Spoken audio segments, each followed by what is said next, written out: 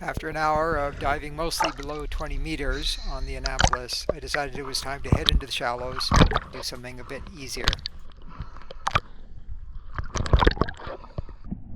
Before I left the vicinity of the Annapolis, I bumped into this rather large three-spined stickleback. Usually they're either alone on the bottom or in schools on the surface, so this wasn't a very good position for this guy.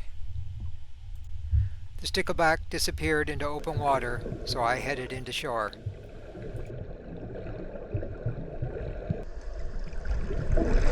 As I made my way towards the shoreline, I started diving in about 18 meters of water.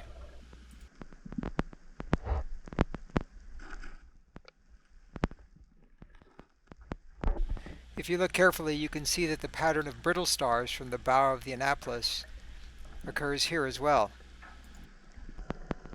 But the sort of featureless mud bottom here didn't seem that interesting to dive on.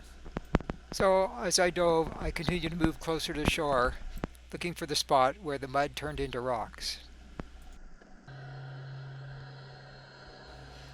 As I was approaching the shore, I was rewarded with this beautiful fried egg jellyfish.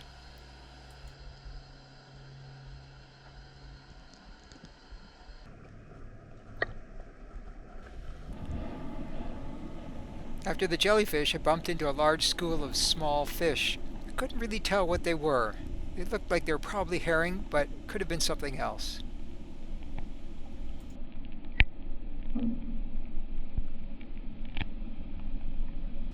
I finally found the hard bottom in about 7 meters of water.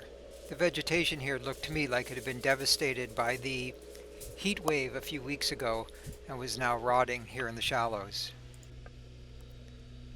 In amongst the rocks, I ran into quite a dense school of pile sea perch.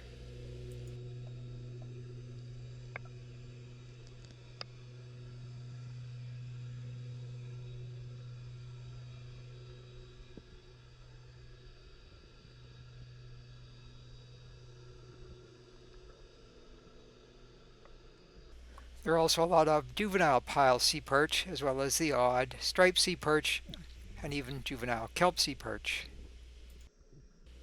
And of course the ubiquitous copper rockfish, whose mouths look like they're perfectly designed to swallow up one of those little baby perch. Before I knew it, another hour had passed in the shallows, and it was time to start heading home.